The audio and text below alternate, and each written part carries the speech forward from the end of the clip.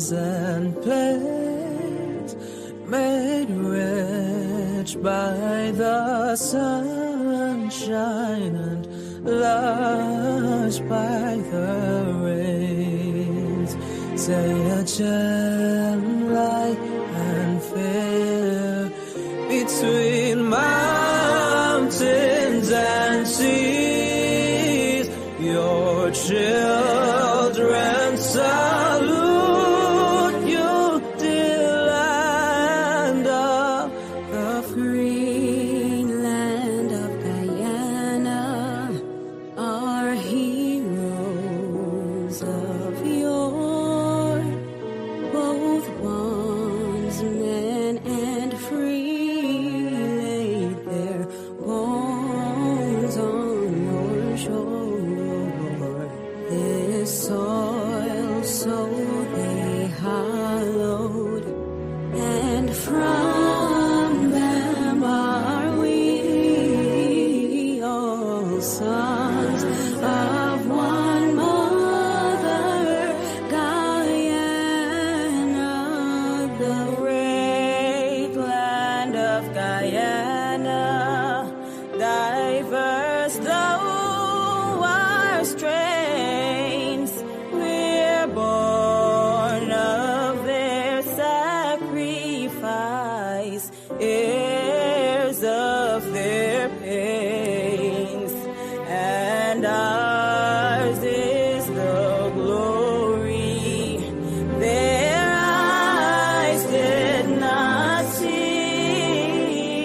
One land of 6 peoples, united and free land.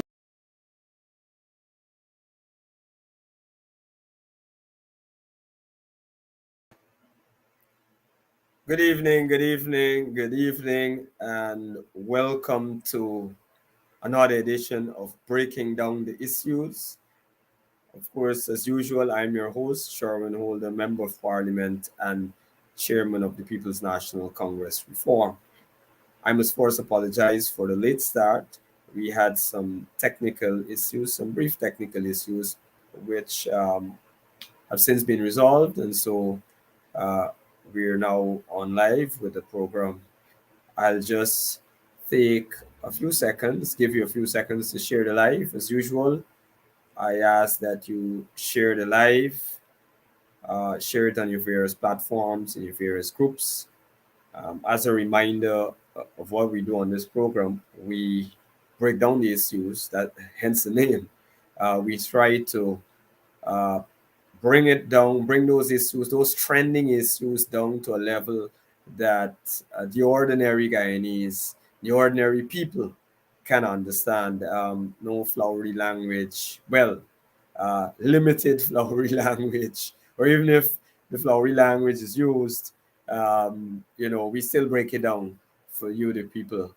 I've been getting some good reviews uh, about this program. I think that is the main advantage of it, is the way how we break those issues down so that people can understand. A lot of times, uh, people listen to officials, and they're not certain what is it, whether partially or wholly, what is it that is actually being discussed, or they might have an idea, but a lot of these issues they might get. So this program is very specific in trying to move past that, in trying to bring the issues in a way, or discuss it in a way which anybody could understand. And so, good night to you. I see Yolandaya Thomas, Marcia Jackman, and others. Please share the live. Share the live to your various platforms. Share to your friends, everybody in your phone book, everybody in your email address. Just share it. We're on again tonight. We had some good episodes discussing trending issues. Last week we had a lot going on in terms of the Venezuela Guyana controversy, or I should put it this way, the baseless and spurious claim, according to one of my dear friends. Um, Baseless and spurious it is Venezuela's claim to Guyana's territory, and that we must always remind ourselves of. There is no truth, there is no fact to that claim, and so we must put it that way from the onset. So we expect to be discussing again um, some issues surrounding that, or some developments rather, surrounding the Venezuela Guyana controversy.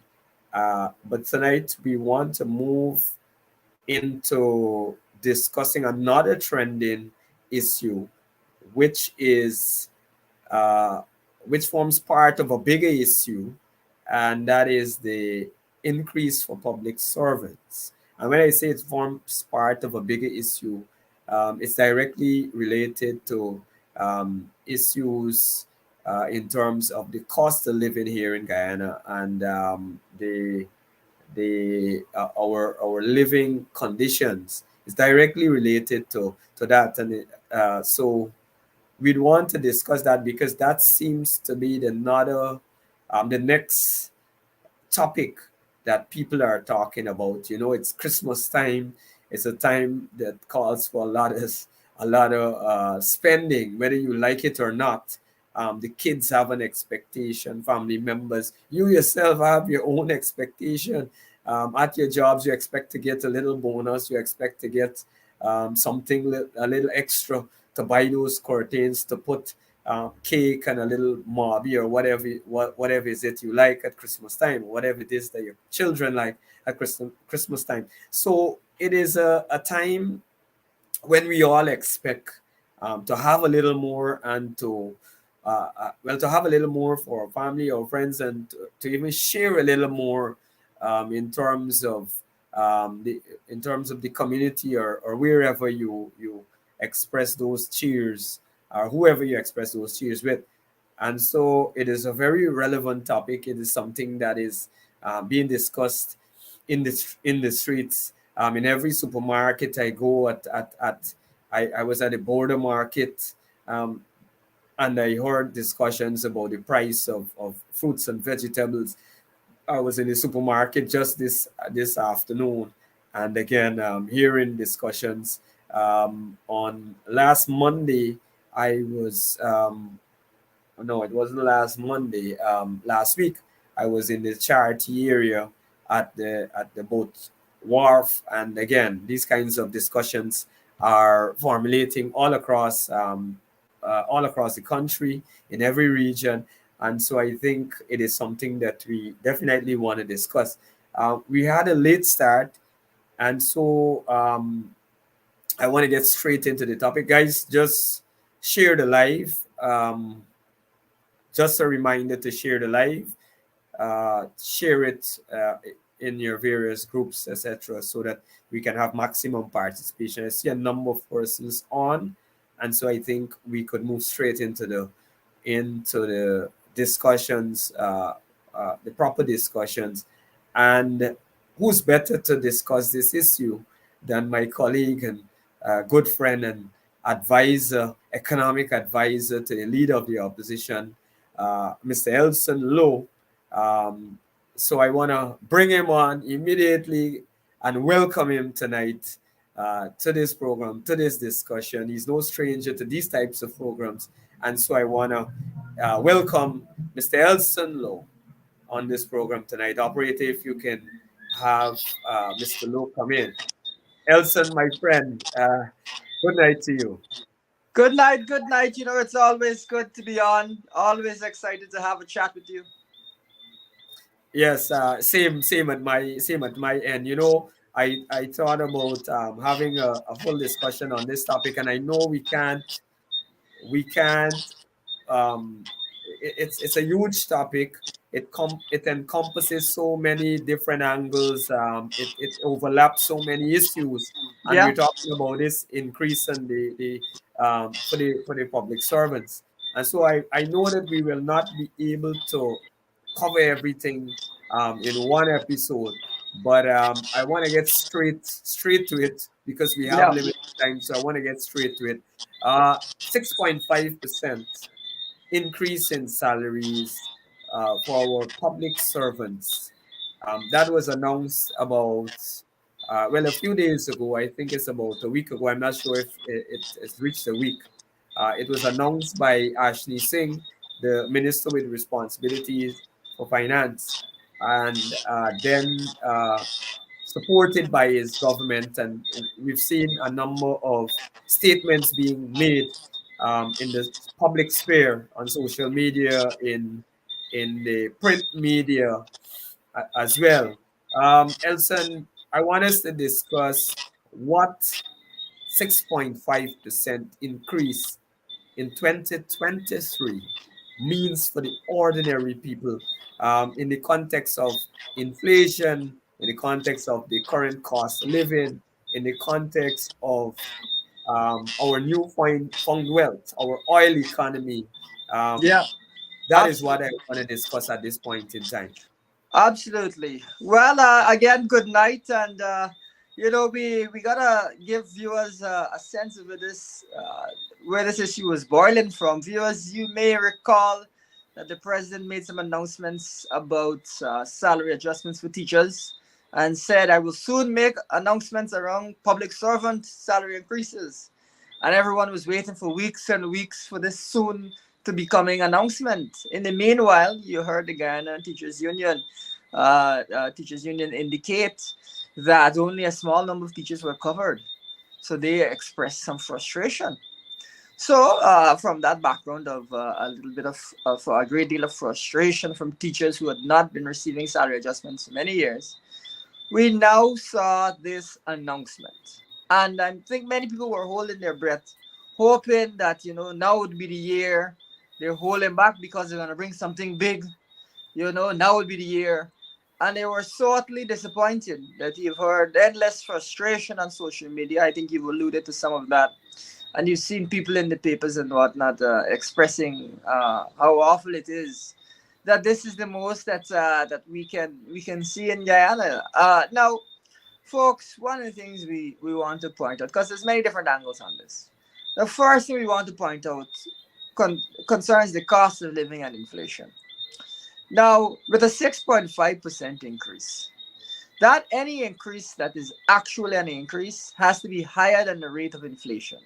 Now, when I say that, I mean that the additional money you're getting has to be more than the additional cost of goods over the course of the year that you are buying. Otherwise, it's not an increase, it is the same or less. Now, the inflation rate, according to the United States State Department in Guyana, is 6.6% this year. So that means that the increase, the 6.5% increase, is less than the rate of inflation. So it is no increase. In fact, it is a slight reduction in public servants' real income, in their real buying spending power. So instead of these folks offering what many people were hoping for, that is to say, a substantial increase, what they got was really no increase at all. Goodness, that is what we're looking at. It is that bad that it is no increase at all. That is the first point. The second point is when it comes to inflation, and I saw a letter in the paper cite a World Bank number that it was 14% food inflation. And food inflation has been high for quite some time due to all sorts of reasons, international and domestic. But people on the lower end of the income scale spend a greater share of their income on food. And this increase, this 6.5 increase, was not an increase where people at the lower end get a bit more, people at the higher end of the income spectrum get a little less. It is a flat increase where everybody gets 6.5%. So those people at the lower end of the income scale who are most hurt by inflation, who are most suffering from the high prices, from the prices in the market, these folks in their Range Rovers and whatnot, and the fancy Prados, they're not going through walking border market to try and get a deal, or walking through any of the other markets to try and get some sort of a deal. They don't have to worry about that. But the average person, the average public servant who is on the lower end of the income scale, they do have to worry about that. And they received the same increase as those at the top. So they are the ones who are worse off the prices are highest for the goods that they are purchasing, they are also receiving the smallest in terms of the dollar value increases. And so if you have a minister or somebody senior making 900,000 a month, they're getting like $700,000 for Christmas. And if you have somebody who is a minimum wage, public servant minimum wage, they're only getting around $65,000 for this Christmas. Goodness me, the people at the top are getting 10 times as much as the people at the bottom. And it's the people at the bottom who are suffering the most because they spend a lot of their money on food, and food inflation has been very, very high. This is the height of a really unjust policy, an uncaring policy. You know, Shurwayne, they didn't even take the time to sit down and say, all right, let's work out how we can give those at the bottom a higher percentage. Those at the top may not need quite as much during this cost of living crisis. They didn't even take the time to do that. One broad thing, 6.5%. And so if you're at the bottom, you're getting 65%. And if you're at the top, you're getting 700,000. Can you imagine that? Elson, I'm happy that you mentioned so many things. So many things. I think you've outlined core policy position of the PPP, and uh, with respect to, well, I put it this way: you've highlighted a core policy there. Where I'm reading into a policy position of the PPP, Yeah. given what they have done historically, um, now and before the term before, and I'm seeing that that policy contrasts with the coalition. Um, in the past, the coalition would have given increases, given larger increases, but that is not the point I want to focus at this specific minute here. The coalition would have given more to those who had less, Yep. sort of an equity policy. The Yep. people who made uh, probably under $100,000 or $50,000, who were at the lower bracket, the low income people, they had the greatest increase in wages and salaries, while the persons who made those big buys at the top, who made 500,000, $1 million, and so they only got, I can recall, only like a 1% for the persons who had $1 million. So there's a great contrast between the way how the Yeah. PPP operates and in terms of their policy position, when you compare it with the coalition government. Absolutely. We took the time to identify how we can structure these increases to try and benefit those who need additional funds the most. We made a special effort to do that. You know, the PvP is not interested in the small man. They're not interested in the average public servant. So those at the top, some of whom we say talk about friends, family, favorites, elite, PvP elite. The PvP elite is really, your ministers and whatnot. Those who would have benefited the most from these increases, and that is truly tragic and truly heartless. But that is what we're looking at. Even Now, when there yeah, is an increase, it is not really an increase because it is below the increase in prices. And then, those at the bottom getting a mere $65,000 for this Christmas, and those at the top getting $700,000, for Christmas. That's crazy. yeah. So really and truly, all you got is a little retro to try and something a little bit of retro that you will try to see how to spend it at Christmas time. Essentially, that is all that public servants would have gotten. I'm really trying to understand why is it that public servants are treated this way. I was looking at the newspaper, and even before I go there, since the announcement of this 6.5 increase, a number of doctors and other public servants, and I mean doctors, right? I'm not even talking about the nurses who are Yeah. receiving a low salary, but doctors, nurses, all our public servants work really, really hard, especially those doctors and nurses working shift, working overtime. I know of some doctors when they turn on, they hardly have a turn off time. Working day and night, those that are working at in the emergency rooms, etc. And I saw an article which seemed remarkable to me, which I thought, that our doctors need to be praised and our public servants need to be praised in this country. I saw 30, about a 30 pound, um, what do you call it? Something like an abscess tumor, 30 pound, 34 pound tumor being removed successfully from an escribian. And my comment on that was that, look, this great job, this great to see, great to hear about. And this is why we should continue to support them. That is why we should look at their cries, look at their conditions, and try to give them something more as an encouragement, for the good job, the good work that we see that they are doing within the health sector, even as they have limited resources being provided by the government and limited finances, or a low level of pay, still what they're receiving. Why is it that in an oil economy, Guyana now rated as the fastest growing economy in the entire world. The fastest our oil industry has emerged as the fastest oil developmental scheme, the fastest in the world.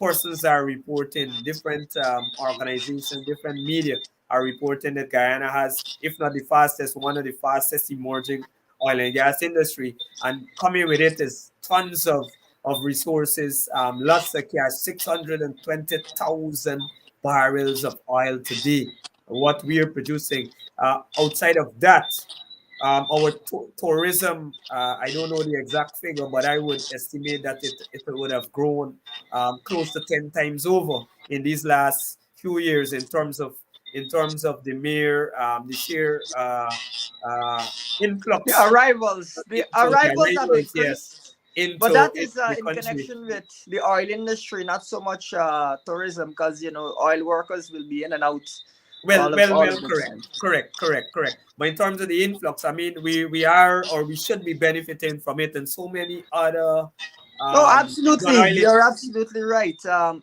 the thing that is, I think, why so many people were surprised by how low the increase is that this is not the first year that Guyana is the fastest growing country in the world.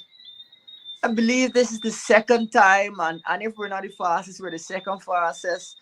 So it's been several years of tremendous, swift growth based on the oil industry, sharp increases in oil production. We're producing now twice as much, more than twice as much as Trinidad during the peak times, during the boom, and still no budging at all.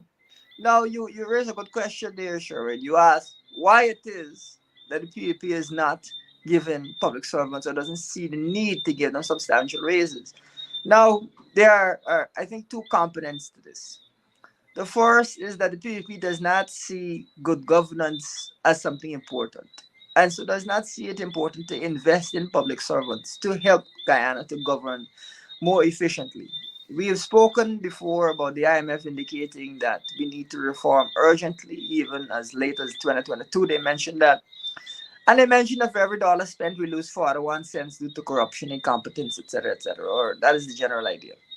Now, if you have public servants who are properly compensated and tasked with targeting these inefficiencies, then you will save the nation money while at the same time being able to offer public servants a good wage. But if, of course, you're interested in corruption and you don't care about incompetence, then you wouldn't see public servants as worth investing in. That's point number one. Point number two, though, is one that is very pernicious, very alarming. And I don't know if you may have picked this up as well, Sherwin. The way that they frame their reluctance to produce increases is they say that it is not sustainable, it's not affordable. And they try to make these kinds of arguments, which exclude the oil industry and exclude oil revenues. And it seems to me they're trying to say that public servants are not entitled to the benefits when it comes to their salaries, to the benefits from the oil industry. Now, I don't know whose idea that was, but that's the most unjust thing I've heard in a long time. You mean to tell me that the same public servants processing all of these applications for oil blocks, all of these oil block auctions, all of the regulatory things, the environmental things that you have to deal with an oil industry, those same public servants are not entitled to the benefits that come from oil revenue? You mean to tell me that the policemen who are keeping people safe, the same people driving in the road who work in the oil industry, the policemen keeping them safe, are not entitled to benefit from oil revenues? You mean to tell me that the soldiers, who are even now in this time of difficulty and tension, helping to keep us safe and keep our oil industry safe, are not entitled, when it comes to their salaries, to the benefits from the oil industry? The healthcare workers who are helping people to go to work every day and work in that oil are not. Now, this is to me utter rubbish. And that is the argument that's being made. Now, that's the first part of that, that it is an argument which is on the face of it totally unfair. But also, man, they seem to think that you can only pay for public servants from the non-oil economy without understanding that as your economy is growing, you could put a certain amount of oil revenues toward public servant compensation. But you have a sovereign wealth fund that is there in case of a downturn. And you will eventually be getting, and we're already getting, interest from that sovereign wealth fund. You were getting revenue from just the sovereign wealth fund, the interest payments, because there's a lot of money there and it's earning interest. And so when they say it is not sustainable, that sounds like they just don't understand finance. They just don't understand budgeting. They don't understand the sovereign wealth fund, the national resources fund. And as a result, their management of public servant salary increases and the public service is totally wrong-headed. And it really is shocking. Yeah, you're absolutely right, and when you spoke of them saying that it's not sustainable. I'm wondering how is it that we were able to do it Yep, without a yep, drop of oil money. exactly. If the operator can pull up what we did in 2015, our very first year, and if we put it let people understand the context of that year when we got into government. I believe the oil to rice deal, rice was in a big problem during that time. The oil to rice deal was just squashed. We were in a bad position. Gaisuku wasn't making money. Some of the big earners were not making a cent, but we were able to, Elson, give 26.4% increase to the lowest level. Um, those public servants who are just earning 39,540 dollars. We moved their salaries to $50,000. This is 2015 we're talking about. Yep, Those above that who are making 42,000 as well, we move those to 50. That's a 17% um, increase. Persons who made $50,000, we gave them 15%. Persons who had $100,000, we gave 10%. 200,000 got 7.5%, and $500,000 got 6%. Only that bracket got 6% because we were able to give in double digits, in huge double digits, um, increases to those lower level persons. So how is it that we can come back in 2023 and to say that this thing is not sustainable when we have so much more income, when the economy would have grown so much, our GDP, everything moving so much more, highest movement in the world, worldwide. People are looking from the outside and saying that they're seeing on the surface that we are growing to tremendous heights. Our public servants and those ordinary people in society don't seem to be benefited. And you know the hypocrisy in this, while in opposition, Barajak, you even as we did this, and they saw us giving 26%, as much as 26% increase.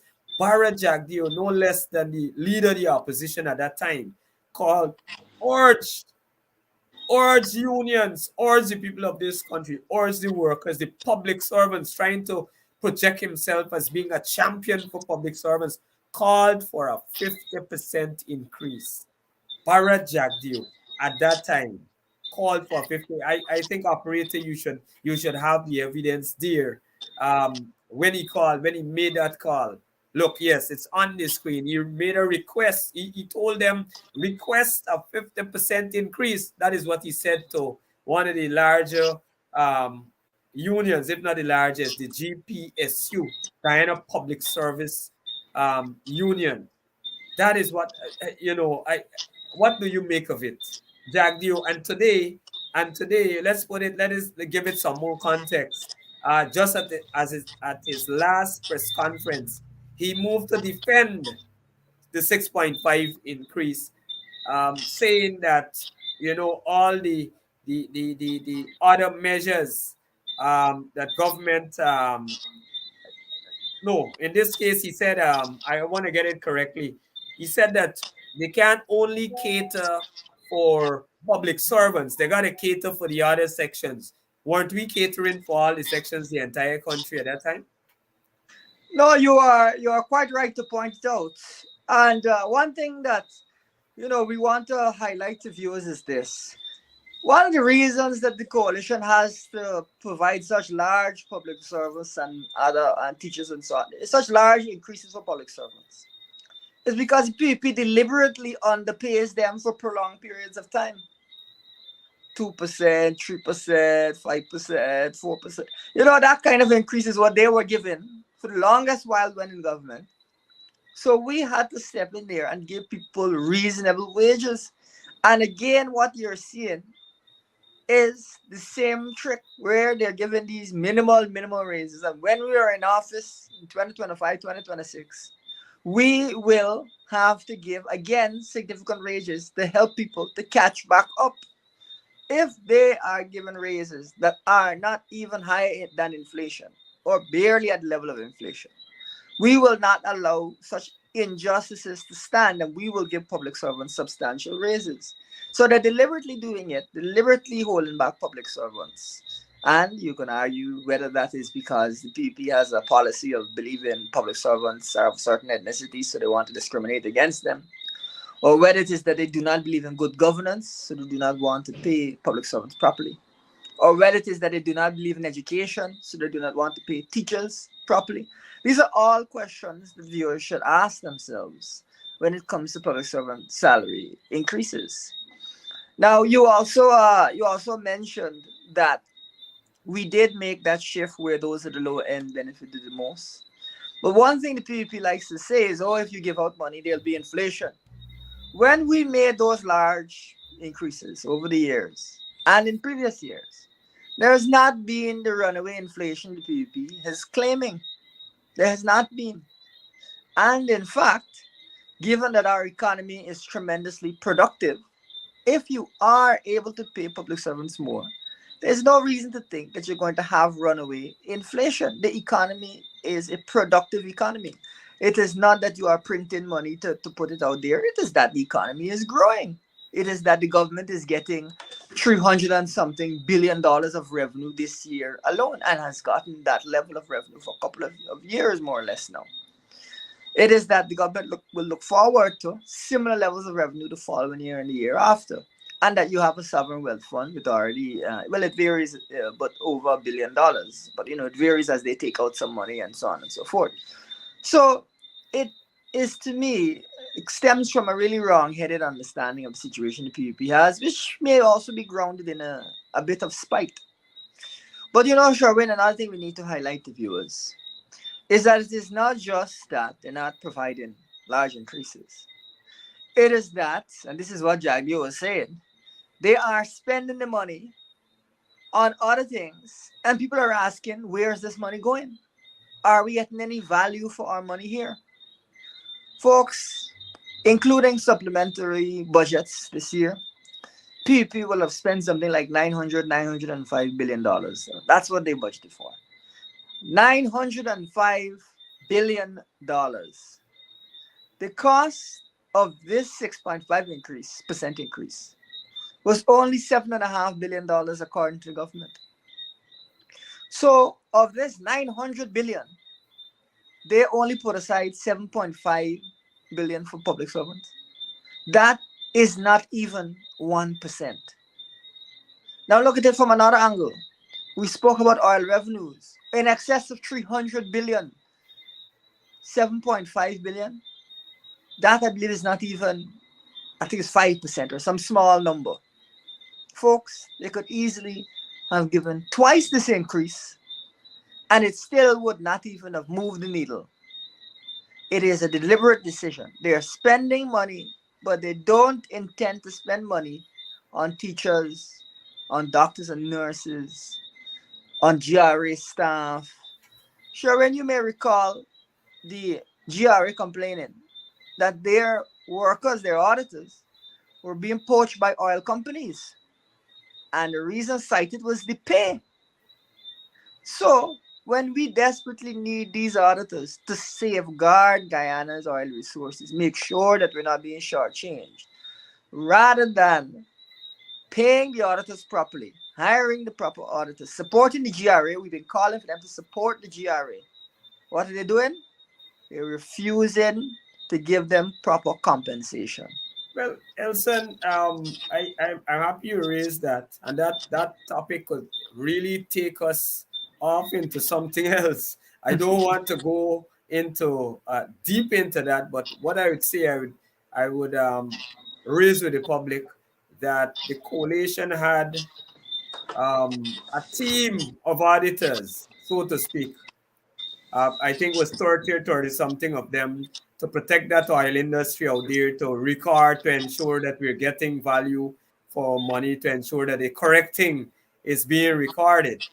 And when the PPP came in, they cleared out all of them. They said that some of them were getting super salaries and they can't afford it, etc. And so I see it not as, coming back to the point that you made, not with Station now complaining about the auditors, they're losing them to the oil industry. Um, it begs the question if this is very deliberate to facilitate corruption. It is indeed alarming. It is what is so troubling is that the auditors GRA has right now, a lot of the time it is internal staff that they retrain and so on. It's not that they attracted outside staff with higher pay and so on. We've been calling for the GRA to be supported, and compensation is one key area because it is critical, the work that they are doing. And you've seen in the press, those of you who are paying close attention, hundreds of millions of dollars in question, and we're talking about US, over these oil expenses and us auditing those expenses. So we say that to say that there is tremendous value in paying public servants a wage that is appropriate, in giving public servants a good increase. There's a lot of value in that for the country. But that is in terms of the direct value to public servants. Let's talk about the value to the economy of providing public servants with good compensation. Now, a lot of those public servants are going to spend that money in the economy, which is going to create jobs, which is going to help businesses to expand, which is going to boost the non-oil economy, as public servants will not only be buying gasoline, but buying many, many things. So that is also a way for us to boost the local economy. And as we said, the anxiety about inflation is misplaced because it is not that we're printing money.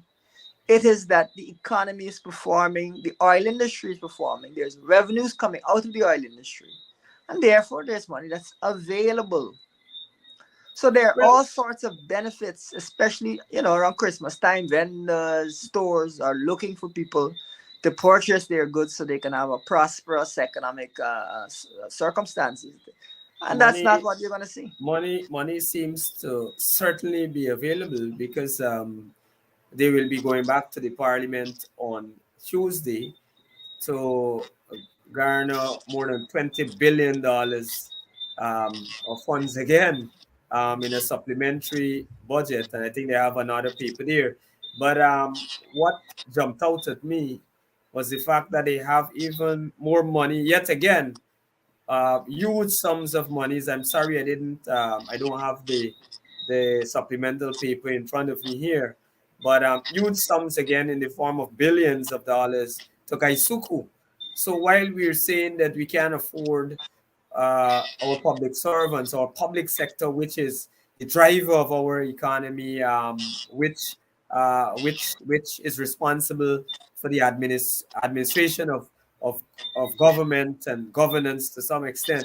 We can't put money there, but we can afford to put billions upon billions into an industry that has been failing. Now, again, these topics are so interlinked, and we can go off to talk about Gaisuku. I want to reserve that for another topic what they're doing. But I saw a letter in the Kaichur, I believe, just yesterday, which explained the current status of Gaisuku and what they're doing in terms of trying to fool the people that they are achieving objectives, or Gaisuku is actually going somewhere in terms of their 60%, their 60,000 tons rather of cane. And so they're fudging wrong with the figures, playing wrong with the figures, actually harvesting cane that should be processed next year, that should be harvested next year. They're harvesting it this year to achieve that goal of 60,000 tons, which is very low, by the way. The coalition with three estates open, only three estates open, with little money pumped, made about 92,000 tons when we left office. And so them trying to achieve a very low target, almost half that amount, reduced to half that amount, 60,000 tons, using cane from 2024 to prop up those figures to justify giving the industry, and that's the point I'm coming to justify giving the industry even more money while you just give to the public servants a meager, paltry 6.5% increase, which amounts to nothing, which amounts to a rate lower than the inflation rate, as you rightfully said.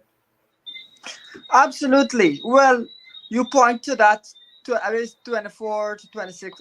When you add in a few things, I think it's about 26 billion is what they're looking for there. Now, that paper where they're coming for more money, 26 billion more, man, that is easily 3 times the same amount that they're given to public servants, because it's 7.5 billion. So it's easily, you know, Yeah. they're coming for triple what they're giving to public servants. And we don't even know half of the time what's happening to this money, because the progress that you might be expecting to see from a national budget that is 3 times as large as it was only a few years ago, it's triple, is not what you are seeing. It's all Guyanese have to ask themselves. Are their lives 3 times as good as they were a few years ago? Have you seen 3 times better roads? Have you seen 3 times better electricity service? Have you seen 3 times better healthcare or education? In fact, you're seeing worse numbers when it comes to maths pass rates and other metrics. You're not seeing value for money at all. It's more money being spent, but no progress or limited progress. So this is absolutely, I think, disturbing. But just to draw another analogy here, or an outside point, I believe it's St. Kitts. Forgive me if it's the wrong country, that offered 8% to their public St. servants. Kitts and Nevis, yes, Yes, a full package. A full exactly, package. I don't know if the comprehensive. operator has it close to his They hand, offered but a very large they package, announced, 8% to their yeah, public servants, in addition to other measures. But the point is, man, Shurwayne, St. Kitts is a big oil producer. They don't have oil, and they are offering I, 8%. I believe we got islands in the Essequibo bigger than St. Kitts. Several. Several of them, several Yeah, of them yeah, bigger than those places.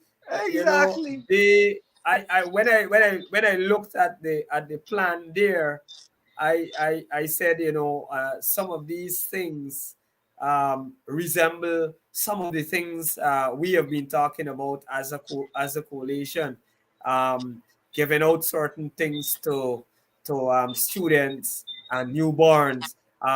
So that gets us into um, what we would expect or what we should expect. I want us to discuss what we should expect from a new coalition government with respect to the economy, with respect to pay increases and these matters. But before we go there, what what should we expect from the People's Progressive Party government? Um, Going forward. We're in 2023 and we're seeing 6.5% when we expected double digit figures since last year. Since last year, as the parliamentary opposition, we've been expecting those kinds of increases because we would have done it without oil, as everybody knows. So we would have expected that. What could we expect to see from a PPP government in 2024 and in 2025, which is expected to be the election year? Well, you know what the thing is. I think some Guyanese were hopeful or optimistic. Oh, PVP is gonna give a decent raise. There's money flowing now, but their hopes have been dashed for a couple of years now, and so it is to me clear that there isn't any reason to be optimistic that in 2024 they're gonna give some substantial raise anywhere near what we have been talking about.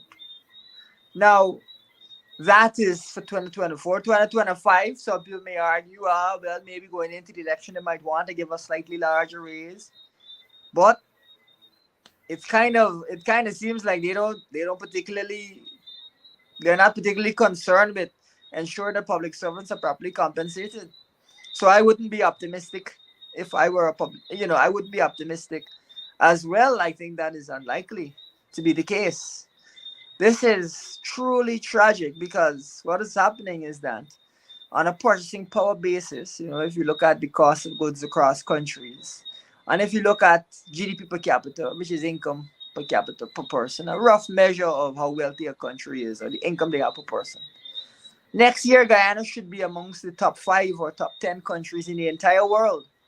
And the following year should be the country with the highest income per capita purchasing power. The highest income, higher than Liechtenstein and all of these places, Luxembourg and all these places.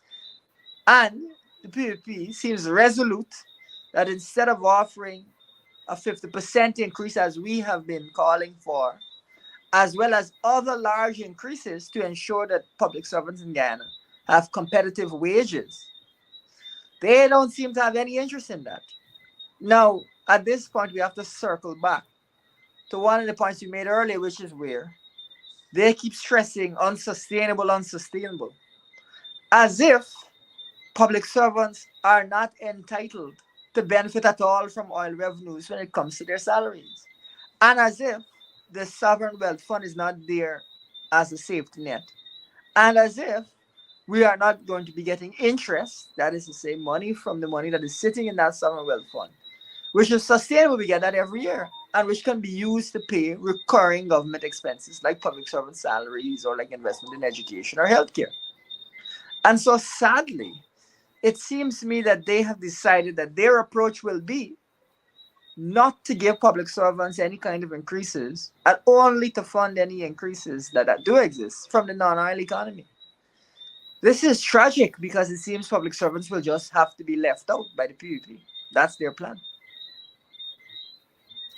Yeah.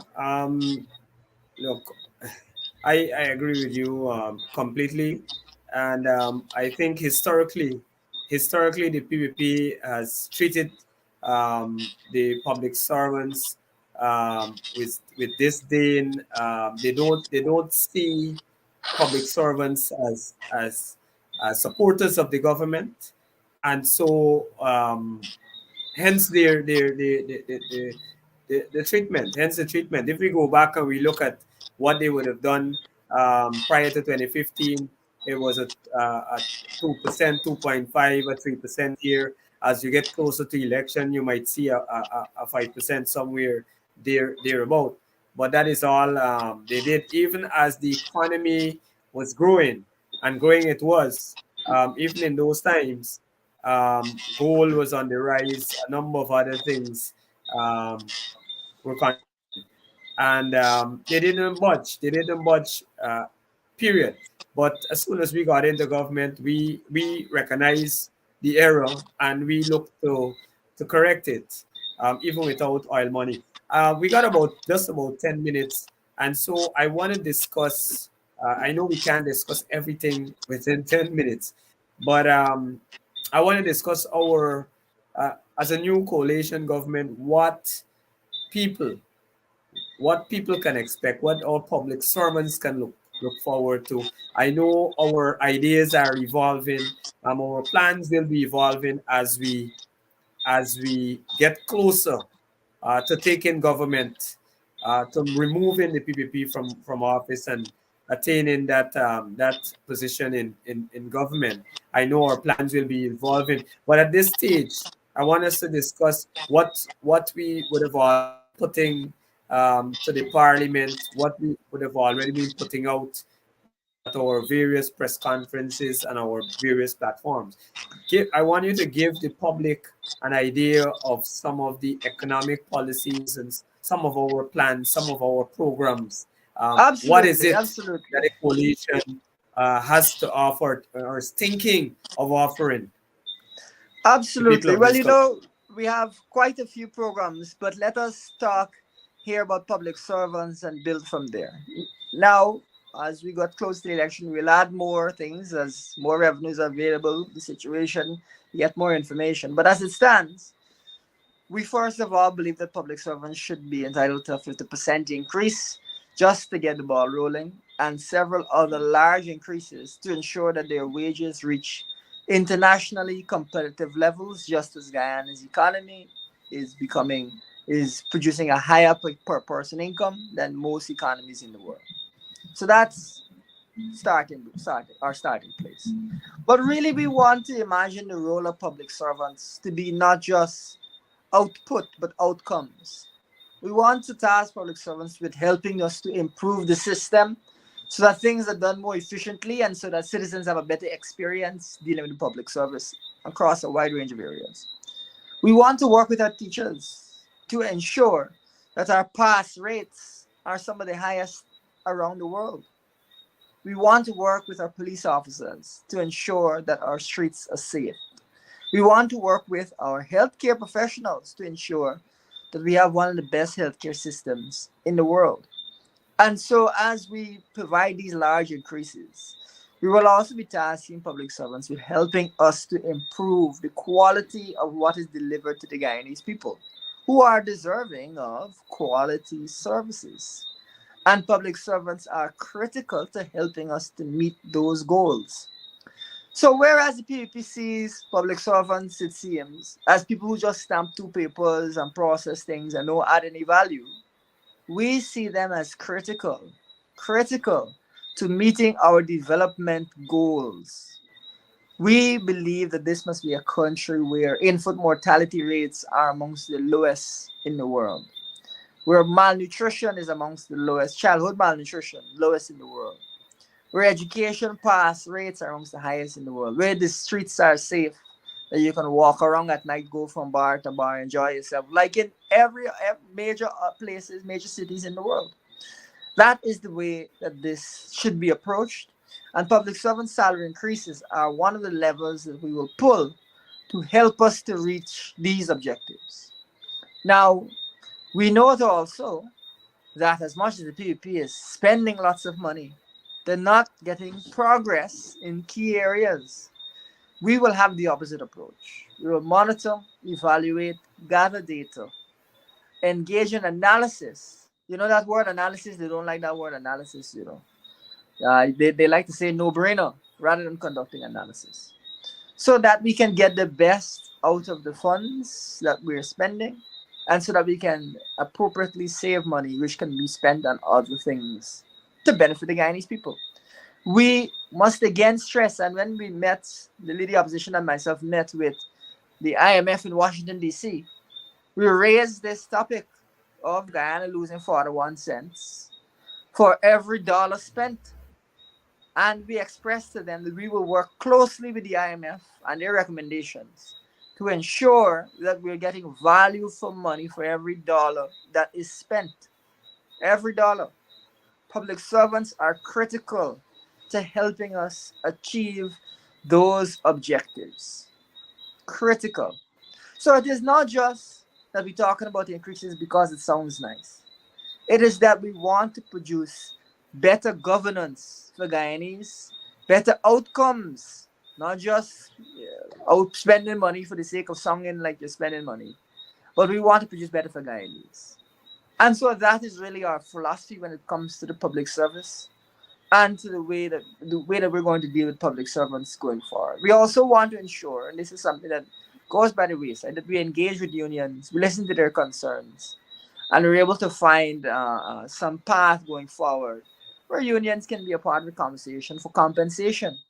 The PUP bypasses the unions and imposes these unilateral increases. And studies show that when you have unilateral increases, especially where they do not meet the expectations of workers, that causes them to underperform. I mentioned that in one of my letters to the press, that public servants underperform when their expectations are not met, especially when they were not involved in a bargaining process. So sadly, that is the nature of governance on the PUP and the public service, where they are deliberately undermining the public service, discouraging them. People are looking to leave and so on. We will have the opposite approach, and we will work closely with international institutions, consultancies, and so on, and the public servants themselves to produce the good governance that Guyanese so deserve. You know, as you were talking there, I recall, and this is a funny one. I recall the president Irfan Ali being interviewed. I don't know if it's at the stadium where probably a British national would have asked him a question, and in an arrogant way, he said, you know, he pointed and said, you know, you're taking our nurses. Outside of the arrogance, my thought was that, you know, if I were that reporter or if I were that person, I would ask him, why are they leaving? Why are they coming to my country? Why Well, is it I'm problem telling that you, you have to solve in your country? You and know? the ironic part of the whole thing is that if you look at it right now, by that same purchasing parity measure, where you look at the per capita income, the income proportion of your country, the wealth proportion, how much money you make in proportion, Guyana is ahead of the United Kingdom. And so we could pay public servants far better. So while he is saying it, is calling out the United Kingdom as if they're doing something wrong by paying good wages, we, by some measures, have more income coming into this country than them. And we are not paying the people the way that we should be paying them to ensure that they're comfortable and remain. So he's blaming the UK, but really the person to blame is him. Elson, I think we'll have to wrap it up there for tonight. I know this is a huge topic. It's just part of a bigger topic, the economy, cost of living. There's lots of plans by the coalition in with regards to the economy and our economic plans going into the next government, or when we get government after the next elections. I'll have to invite you and have further discussions on these topics. You know, it's always good to have you on this program. I think tonight you did a fantastic job in explaining to the audience, the viewing and listening audience. Thank you, thank Of, you. Always good to come of on. It's always a fun chat. You know, we as young people, we bring a lighter side to some of these issues which are just tragic. yes, Sunday, it's Sunday, so I don't want to stretch it as we have a couple of seconds closing out the 1 hour, that 1 hour mark. So I leave it there for tonight, and I'll invite you again sometime in the near future to be on this program once again, where we can discuss the trending issues. Folks, that wraps up our program. Trust that you would leave it a bit wiser and satisfied what you would have heard tonight. And don't forget to share it with your friends, family, neighbors, all the groups that you're in. Please tune in again next Sunday, same time, same place, when we'll again have another episode of breaking down the issues. So until then, good night and God bless.